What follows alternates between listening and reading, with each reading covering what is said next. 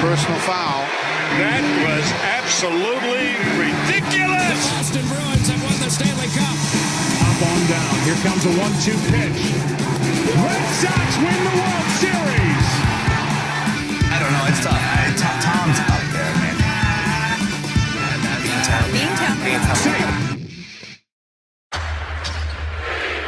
Well, I've been a fan of Boston Celtics for, my whole life pretty much. The first Celtics game was back when I was like 7 years old. The Boston Celtics became legendary.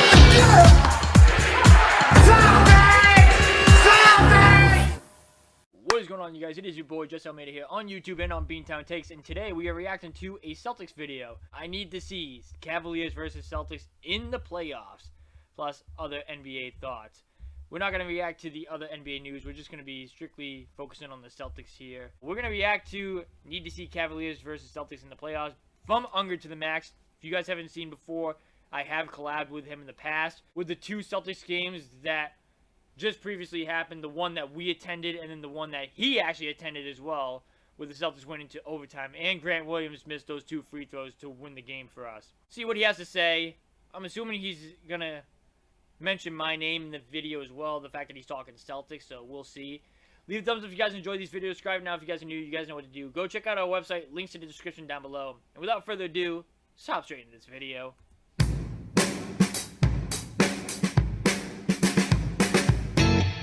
This is the intro?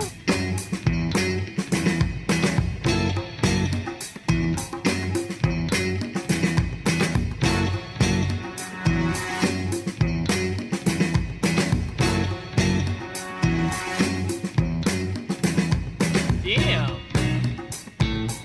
Who does your intros, Josh? Max Nation! I'm Unger to the Max, coming at you with today's episode of the Sports Room Talk Show. A salute to you. If you haven't done so already, make sure you punch that subscribe button like a UFC player and hit that like button with the due respect courtesy of Chris Jericho. Also, turn on the notification bell so you'll get alerts when I upload a new video or if I'm going live on the channel. So, all I have to say is this. Please, please, please give me a second round or even an Eastern Conference Finals matchup between the Boston Celtics and the Cleveland Cavaliers. I need to see these two teams go at it in the playoffs. I don't care if it's the Eastern Conference semifinals. I don't care if it's the Eastern Conference Finals. If we do not get Celtics against the Cavaliers in the NBA playoffs this season, it will be an absolute travesty. I would even take Knicks. Maybe that's a little bit of overkill. But let me pause real quick. We have to get the number one seed first in order for any of this to happen. By the way, we have to get the number one seed for any of those two possibilities to happen. Fingers crossed that happens, but we'll see. Explain why I'm going a little bit overboard, a little over the edge. Okay. 3 of the 4 games, again, 3 of the 4 games went to overtime. Okay? And the 4th game last Wednesday in Boston very well might have gone into overtime if there were like 30 more seconds on the clock. Because the Cavaliers were on the comeback really late into the game. Yeah, there just wasn't enough time. We were like, we have this game in the bag. But the Cavaliers won 3 of the 4 games against the Celtics this season. Now, I know I've been hating on the Celtics recently for giving up on games. I understand that, right? And that game that he went to was one of them, right?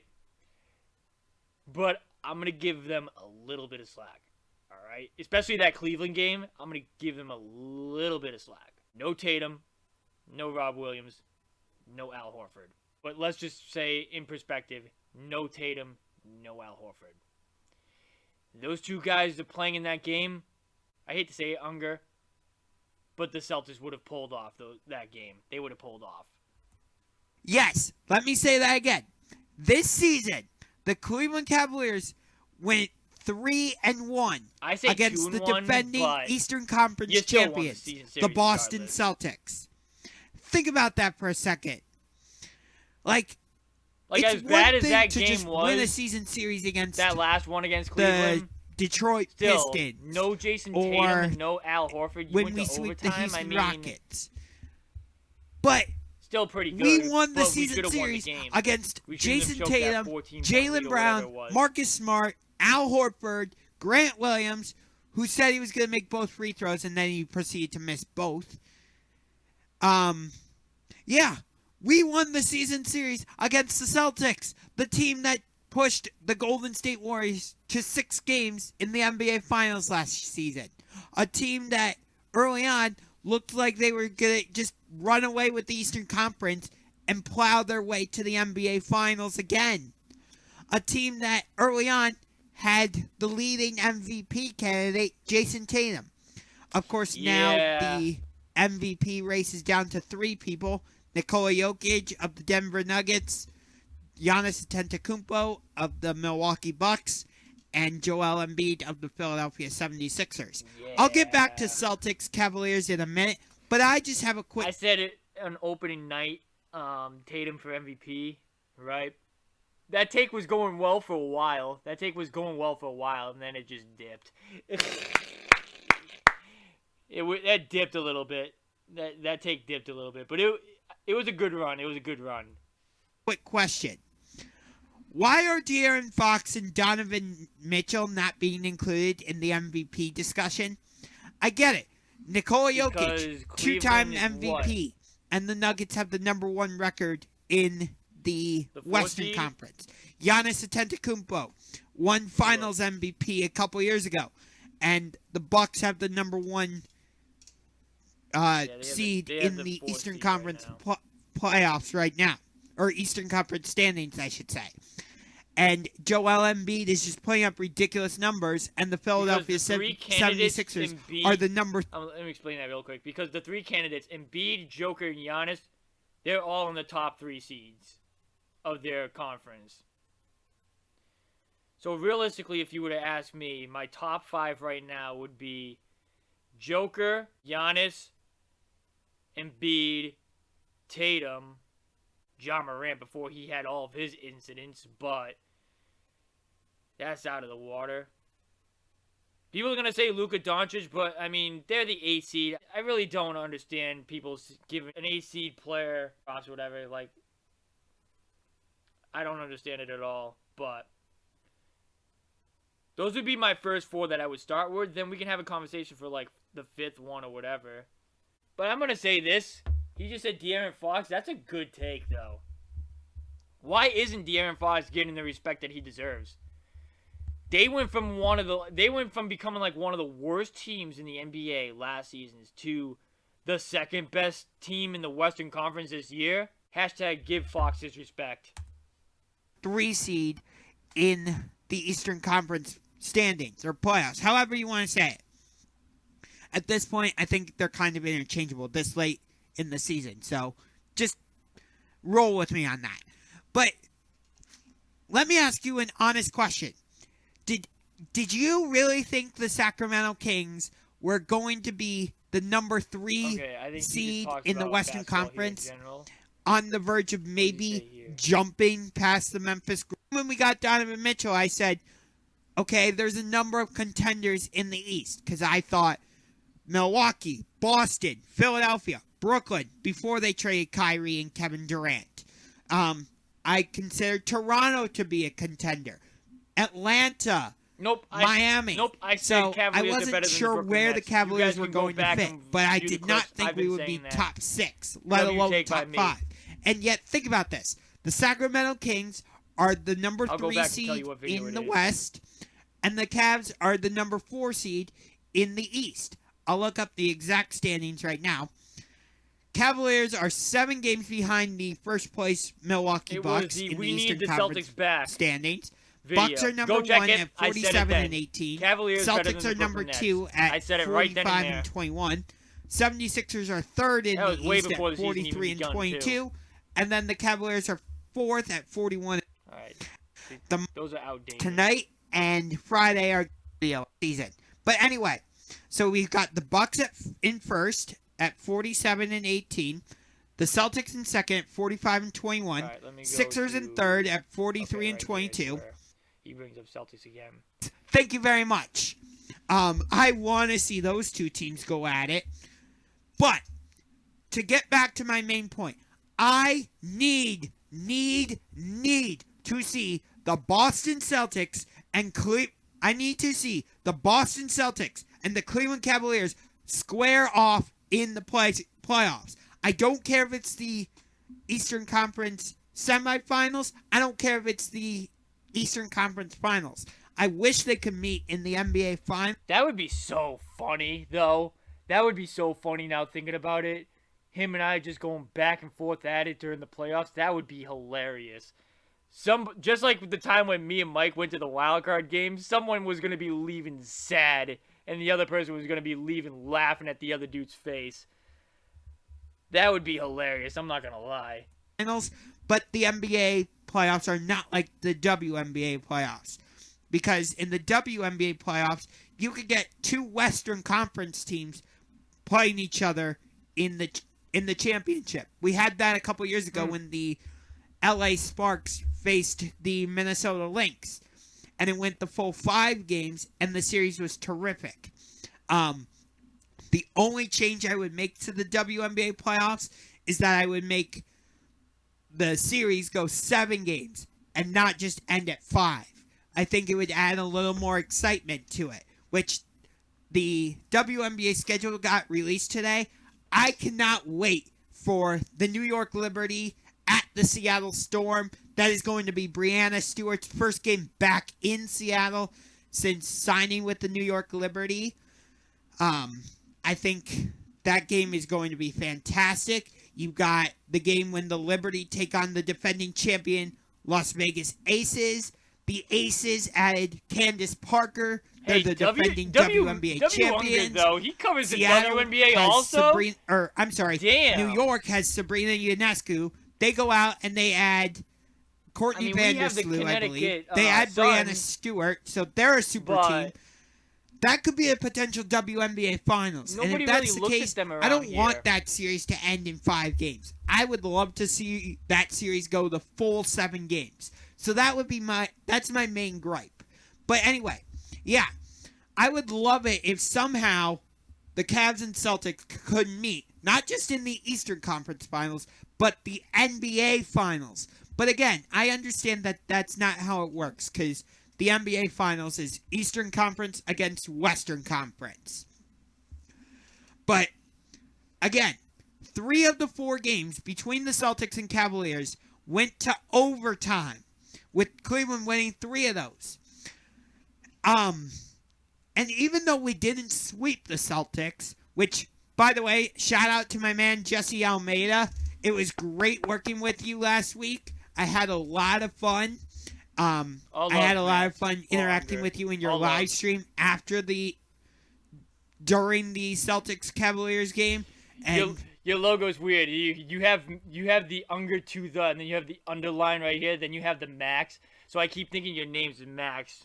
My fault, but all love Unger for sure. All love. That was fun for sure.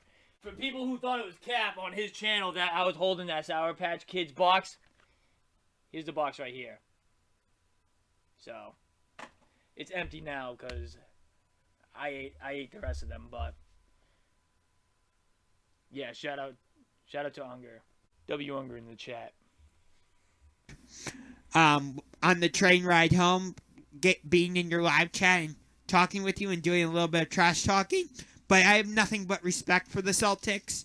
Paul Pierce. And it's all respect to the Cleveland Cavaliers, too, on this end. It's all respect at the end of the day here, too. We have Celtics fans who hate LeBron James and all that, but when we were on our downtime and I was mad that we gave up Paul Pierce, who was our franchise player, and he wanted to retire as a Boston Celtics, when I was mad that they traded him away, I really wanted to see the Cavaliers win a championship.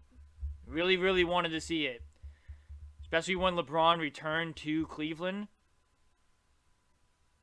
The Cavs never won a championship. Wanted to see him win their first championship. I wanted to see LeBron do it for his hometown. So it's all love over here, at least. I don't know about other Celtics fans, but It's all love between Cavaliers fans in here at the end of the day. Pierce is one of my all-time favorite players. I've always been a big fan of Rajon Rondo. The Celtics would not have won the 2008 NBA Finals against the LA Lakers if they did not have Rajon Rondo. That's a fact. I don't think the Celtics would have gotten to the finals in 2010 if they didn't have Rajon Rondo. Let me just say it like this. The Celtics' Big Three era would not have been as successful as it was if Rajon Rondo was not part of that mix. True. You could even make an argument that it wasn't just a Big Three, but it was the Big Four. Correct. Now, let me just say this on that point. It was not because Rondo fit in perfectly. Now, for granted, I think people overrated him at times, but he was important to the team. He was good. He was a good point guard for the Boston Celtics. He accepted his role that he had to fill in. Didn't need to be a scorer or anything like that, like Chris Paul or any of them was at the time. He just needed to be a good facilitating point guard, and that's what he was. People claimed him to be better than Chris Paul and all that over here, which is not the case at all. Never was true. So that's why I said he was overrated, but he was a good point guard. He was a phenomenal point guard for the Celtics. The Miami Heat, who started the super team era. Even though Miami brought in LeBron James and Chris Bosh to pair with Dwayne Wade. The Celtics created it was the Boston Big Three Celtics in 2008 because LeBron who started the super team era when they traded the Celtics, for so he Kevin Garnett to from the D-Wade Minnesota and Timberwolves, Miami and they acquired Ray Allen from the Seattle SuperSonics. The team that who he had should in still Cleveland be the first a time team in the he couldn't beat NBA. the Celtics. I blame you, Howard Schultz. Why did you sell the team to an Oklahoma City-based group? Did you really believe Sam Bennett?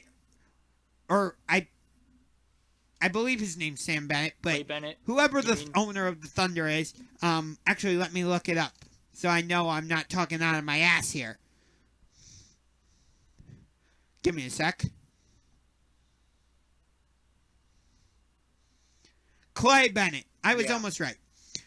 I mixed up Sam Presti, the guy who makes all the trades and stuff for the Thunder, and their owner, Clay Bennett. So, Howard Schultz, when you sold the Supersonics to Clay Bennett and an Oklahoma City-based group, did you really think they were going to keep the team in Seattle? Back in the NBA. No! Of course they were going to move the team to Oklahoma City. Seattle has an NHL team. They have a football team. Howard they have a baseball Schultz, team. Now it's time to get basketball back in that You're city. the reason why the Supersonics are not around when they still should be. Part of my reason for why I want to see a game at all 30 NBA teams arenas is because I want to get out to the Pacific Northwest. Go to Portland, Oregon, go to Seattle. Where his money's going rather than places like that. Now, I still have an opportunity to go to Seattle because the Browns play the Seahawks in Seattle this coming season. Making more money than and I am going to be working with NorbCam again. And I'm going to try and fly out to Seattle for that Browns-Seahawks game. Who knows? Maybe I'll meet up with Norb. We'll see. That's just another sign, too, like why he doesn't give a crap about the Red Sox. My main point, though, is, yes, it was the Celtics when he buys who started team, the that means more money in his pocket Big at the end Three of the day. era, not the Miami Heat. But my overall point is this. By the way, we're representing the Cavaliers the took 3 out of 4 games against the Celtics. And maybe if we had 30 more seconds in last Wednesday's game in Boston, we might have been able to come back and win that game and actually sweep the season series against the Celtics. Think about this for a second. We had the opportunity to sweep the regular season series against the Boston Celtics. Regardless of that, we still won the regular season series against the Boston Celtics. That carries a lot of weight. We won the season series against the Detroit Pistons. Furthermore, we swept the Pistons.